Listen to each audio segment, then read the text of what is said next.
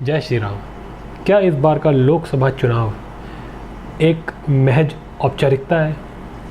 क्या ये सिर्फ एक फॉर्मेलिटी है जिसे पूरा करना है? रिज़ल्ट तो सबको पता ही है। मोदी जी तो इसी तरीके के बयान दे रहे हैं। उनके कॉन्फिडेंस को देख करके तो ऐसा लग रहा है कि वो तो ऑलरेडी अपनी थर्ड टर्म की तैयारियों में लगे हुए हैं कि काम क्या करने हैं उसके बाद, और वो इस तरह के संदेश दे रहे हैं कि इस बार जो तीसरा टर्म होगा उसके अंदर कुछ बहुत बड़े बड़े काम होंगे, बहुत बड़े बड़े काम। और वो तो ये कह रहे हैं कि एक बयान में तो उन्होंने ये भी कह दिया कि जिस तरह की कार्रवाई अब इन षड्यंत्रकारी, इन भ्रष्टाचारियों पे देख रहे हैं, इससे भी ज़्यादा तीव्रता से कार्रवाइयाँ होंगी। तो क्या माँ बेटा उल्टे लटका दिए जाएंगे? क्या उनके अंदर से सारा चोरी का पैसा बाहर निकाल लिया जाएगा? अब तक ईडी कई लाखों करोड़ रुपए निकाल चुकी है जो खाए रखे थे इस देश के लुटेरों ने। कई हैं, अभी तो और भी बहुत हैं जो कि नहीं पकड़ में आए, लेकिन फिर भी जो पकड़ में आए उनको पकड़ना और उनसे पैसे निकालना ये सिर्फ मोदी ही कर सकता था। ये वही देश है जिस देश से किसी भी आम आदमी को उम्मीद ही नहीं थी कि इस देश के अंदर भ्रष्टाचार के खिलाफ कुछ भी किया जा सकता है। हर कोई इस देश के ऊपर गिव अप कर चुका था कि कुछ नहीं हो सकता, इस देश का कुछ नहीं हो सकता। ये कांग्रेस पार्टी ने और ये षड्यंत्रकारी भ्रष्टाचारी नेताओं ने ऐसा तंत्र बना रखा था कि इससे छूट पाना ही मुश्किल लगता था, लेकिन प्रधानमंत्री मोदी ने ये सब बदल दिया। मैं ये नहीं कहता कि उन्होंने पूरे देश से भ्रष्टाचार ख़त्म कर दिया, सब कर दिया, लेकिन उन्होंने वो तो कर दिया जो कि किसी ने सपने में भी नहीं सोचा था। तो जिसे कहते हैं ना, प्रधानमंत्री मोदी को आज की डेट में इतना कॉन्फिडेंस है कि वो अगला इलेक्शन जीतेंगे ही जीतेंगे, और उनको जो उनके लिए चैलेंज है वो अपनी परफॉर्मेंस को बेटर करने का है। वो तो 400 का टारगेट लेके चल रहे हैं कि बस 400 पार करना है, जीत तो हमने जाना ही है। और देखिए, इन निकम्मी सामने बैठी पार्टीज़ को इनकी इतनी अकल नहीं है कि ये भी प्रधानमंत्री के 400 वाले नारे लगा रहे हैं।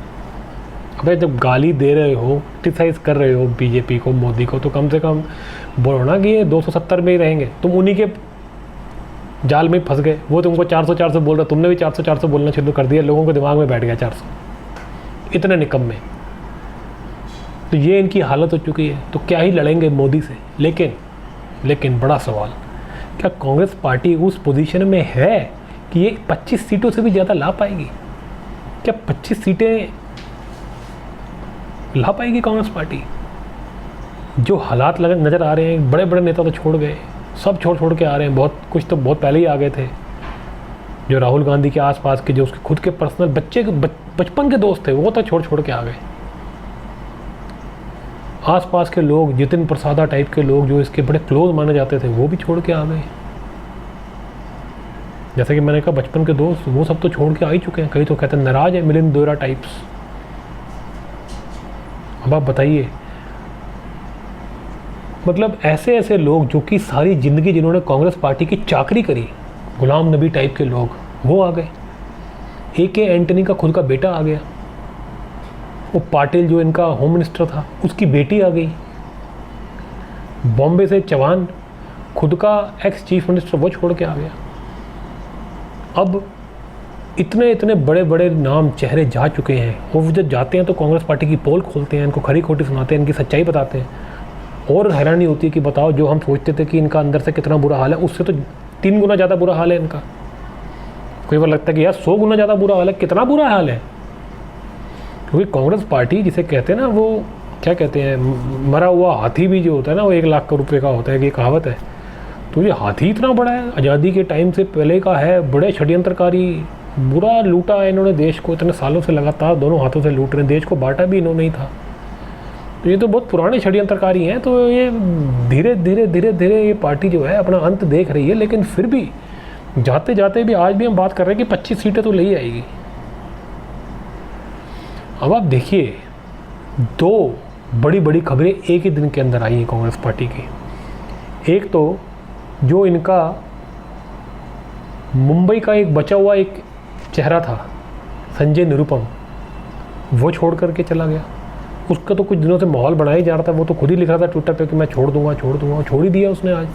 और वो कह रहा है, आकर के प्रेस कॉन्फ्रेंस कर रहा है, वो कह रहा है जी कांग्रेस पार्टी के अंदर तो 5 सेंटर बने हुए हैं, पावर सेंटर बने हुए हैं, और सारे अपने अपने तरीके से चल रहे हैं, हर कोई अपने अपने तरफ खींच रहा है हर किसी को। कह रहा क्या होगा इस पार्टी का? अब आप बताइए, ऐसी पार्टी का होगा क्या जिस पार्टी को 5 अलग अलग पावर सेंटर्स चला रहे हो, हर कोई अपने अपनी तरफ खींच रहा हो। वो कहता है किसी को कुछ पता ही नहीं क्या हो रहा है। ऊपर से उसने सबसे बड़ी बात बोली कि इस पार्टी का कोई फ्यूचर नहीं बचा। उसने कहा इस पार्टी के अंदर कोई लीडरशिप नहीं है, कोई प्लान नहीं है, और सबसे बड़ी बात उसने कहा कि ये भगवान राम के मंदिर के उद्घाटन में ना जाने वाली ये इकलौती ऐसी पार्टी थी जिसने लेटर लिख के मंदिर का विरोध किया था। बाकी और भी नेता थे, वो नहीं गए, लेकिन उन्होंने मंदिर का विरोध नहीं किया। लेकिन ये कह रहे तो खुलेआम हिंदू विरोधी है, वो बोल रहा है संजय निरुपम। और वो कह रहा है तुम सेकुलरिज्म का नाटक करते हो, तुम अंदर से हिंदू विरोधी हो, वो यही बोल रहा है इनडायरेक्टली। उसने खरी खोटी सुनाई है। और वो ये कह रहा है कि जिस सीट से तुमने मुझे टिकट नहीं दी, मैं वहीं से इलेक्शन लड़के जीत के दिखाऊंगा और तुम्हारे को यहीं से थप्पड़ मारूंगा। ये उस नेता के बयान है जो कि 1 हफ्ता पहले तक जो है इनके साथ कंधे से कंधा लगा के चल रहा था। सोचिए क्या हाल है। वो कह रहा है मेरे अंदर भरा पड़ा था, मैं बस फट गया हूँ आज। आपको बता दूँ, ये पहले शिवसेना में था, शिवसेना से यहाँ आया है। जो आज शिवसेना में जो सामना मैगजीन है, जो उनका मुखपत्र है, उसको यही चलाता था जिसको आज संजय राउत चलाता है। वो यही संजय निरुपम ही चलाता था उसको। एक संजय ने दूसरे संजय को रिप्लेस किया था। लेकिन आज देख लीजिए, कांग्रेस पार्टी में गया था, वहाँ से ही धक्के मार के निकाल दिया गया। तो कह रहा है मुझे निकाल दिया गया धक्के मार करके, लेकिन इस पार्टी का कोई फ्यूचर नहीं है और मैं इनको यहीं हराऊंगा। हो रहा जी गौरव वल्लभ, ये एक ऐसा आदमी है जी, ये आदमी राहुल गांधी के साथ साथ चलता था। कुछ होते हैं ना जो टीवी पे आने वाले चेहरे जिनको आप जानते हैं, वो लोग जो है वो भी छोड़ के जा रहे हैं। देखिए जो पीछे काम करते हैं, चाहे वो कितना भी बड़ा या छोटा नेता हो, उस पर ज़्यादा लोगों को ना हवा नहीं बन पाती। लोग कहते हैं हाँ यार नाम तो सुना था, बड़ा नेता था, लेकिन गलत हुआ, जो भी हुआ, कांग्रेस पार्टी सही नहीं कर रही, इस तरह की बात है। लेकिन जब कोई नॉन चेहरा हो, चाहे वो छोटा ही नेता क्यों ना हो, तो लोगों को एक ज़्यादा रजिस्टर होता है दिमाग में कि यार तो पार्टी टूट रही है, तो बेकार लोग हैं यार, घटिया लोग हैं, इनसे अपनी पार्टी नहीं बचाई जा रही है। हम तो उसको देखते थे टीवी पे बैठते, कांग्रेस पार्टी का चेहरा था यार, वही जा रहा है। जैसे प्रमोद कृष्णम छोड़ के गया, कोई ऐसा बड़ा नेता नहीं है वो प्रियंका गांधी का राइट हैंड माना जाता था, और ऐसे कोई बड़ा छोटा भैया नेता ही था वो, लेकिन चेहरा था, टीवी पे आता था, लोगों को पता था उसका। जब वो छोड़ के गया, न्यूज़ वालों ने उसको इतना वो नहीं किया कि बहुत हवा फैलाई हो, बहुत हवा फैलाई हो, नहीं। बट वो टीवी पे आता था, लोगों को पता था, उसकी एक भी न्यूज़ चलती थी छोटी सी तो लोगों को दिमाग में रजिस्टर हो जाती थी, तो वही इम्पैक्ट ज़्यादा होता है उसका। टीवी पे आने वाले चेहरे जब छोड़ते हैं तो उसका इम्पैक्ट ज़्यादा होता है। ऐसे ही एक और चेहरा जो टीवी पे बहुत आया करता था, जैसे संजय निरुपम आया करते थे मुंबई से, उनका झटका लगा, और आज गौरव वल्लभ भी छोड़ के चला गया। अब ये भैया गौरव वल्लभ तो बैठ करके सारा दिन डिफेंड किया करता था कांग्रेस पार्टी को,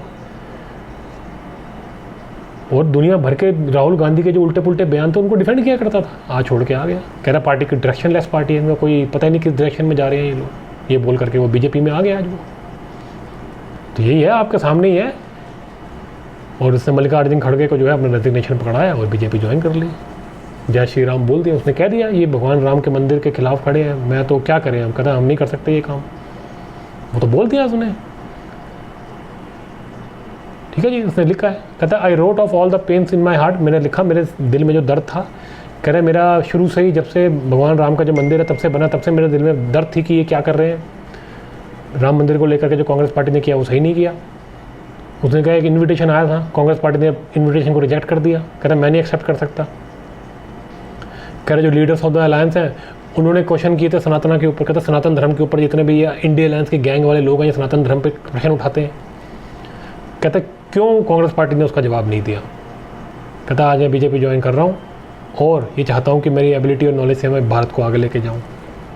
अब बताइए आप भैया, भगवान राम से तुम द्रोह करोगे, उनके मंदिर से द्रोह करोगे, उनके भक्तों को ऊट पटांग बोलोगे तो तुम्हारा तो सर्वनाश होना ही है। और ये बात मैंने उसी समय कह दी थी कि कांग्रेस पार्टी बहुत कुकर्म कर लिए, कई 100 साल से लगी हुई है, 100 साल से ऊपर होकर कुकर्म करते, देश भी तोड़ दिया, सब कर दिया। लेकिन जो तुमने राम मंदिर के खिलाफ जो तुमने षड्यंत्र किया है ना, यहाँ तुम मरोगे, यही तुम्हारा नाश होगा। ये मैंने बोला था। आप देखिए मेरी जनवरी की वीडियोस से, मैं यही बोल रहा था 22 जनवरी के आसपास कि कांग्रेस पार्टी का नाश अभी होगा, क्योंकि यही सबसे बड़ा पाप है। हमारे भगवान राम वो भगवान हैं, सबसे बड़े हैं, सृष्टि को चलाने वाले हैं। सृष्टि के मालिक से पंगा लोगे? चलो तुमने सृष्टि के मालिक को बुरा भला कह दिया। मालिक का दिल इतना बड़ा है भगवान राम का कि वो उसको इग्नोर कर देते हैं, लेकिन उनके भक्तों का निरादर, उनके भक्तों का निरादर भगवान नहीं सहन करते। तो जो तुमने भगवान के भक्तों के साथ जो गलत किया है, ये उसका तुम्हें परिणाम मिल रहा है। बेशर्मो, निर्लज्जो, कुकर्मियों, ये उनका जो तुमने निरादर करा है, उनके साथ जो गलत किया है, ये उसका तुम्हें परिणाम मिल रहा है। मिट्टी में मिल जाओगे तुम, मिट्टी में। और ये जो परिवार है गांधी परिवार, इसका तो वैसे ही नाश हो चुका है। कोई वंशज ही नहीं है, कोई वंशज ही नहीं है। नाश कैसे होता है परिवार का? ऐसे ही होता है कि तुम्हारे, ये तो भागवत में लिखा है कि तुम्हारे परिवार के अंदर दूषित महिलाएं आ जाती हैं, वो दूषित बच्चों को जन्म देती हैं, और दूषित बच्चे जो हैं वो कुटुंब को ख़त्म कर देते हैं। तो दूषित बच्चे हैं, ना बीवी का पता नहीं, कोई गर्लफ्रेंड बताते हैं, कोई बच्चों का नहीं पता, वंश आगे बढ़ा ही नहीं। दूषित महिला कौन है? वही बारबाला। ये बारबाला, सबसे पहले ये शब्द पार्लियामेंट के अंदर संजय निरुपम ने बोला था। देखिए, आज हम जिस संजय निरुपम के कांग्रेस छोड़ने की बात कर रहे हैं, उसी ने ये बारबाला शब्द बोला था। और ये वही बारबाला है जो दूषित महिला इस परिवार के अंदर आकर के इसका सर्वनाश कर दे। दूषित महिलाएं तभी आती हैं जब आपके कुकर्म बहुत बढ़ जाते हैं परिवार के लोगों के। कुकर्म इतने किए इन्होंने, भारत देश के साथ लूट के खाया, हज़ारों लोगों की, लाखों लोगों, करोड़ों लोगों की जानें ली इन्होंने। धार्मिक देश को धर्म में फैलाने की कोशिश करी, इनका तो सर्वनाश होना ही था। जो पिंकी है, पिंकी अपने बच्चों को घुसाना चाहती है पॉलिटिक्स के अंदर, वो तो खैर बाहर की बात है, लेकिन कल पिंकी के पति का बयान आ गया कि मुझे पॉलिटिक्स में आने दो, मैं रायबरेली से इलेक्शन लड़ना चाहता हूँ। तो जो बचा कुचा परिवार है उसमें भी लड़ाइयाँ शुरू हैं। पिंकी को माँ ने कभी आगे नहीं बढ़ने दिया कि राहुल गांधी से आगे ना निकल जाए, क्योंकि इटली के अंदर बेटी को कुछ नहीं मिलता, सब बेटे को दिया जाता है।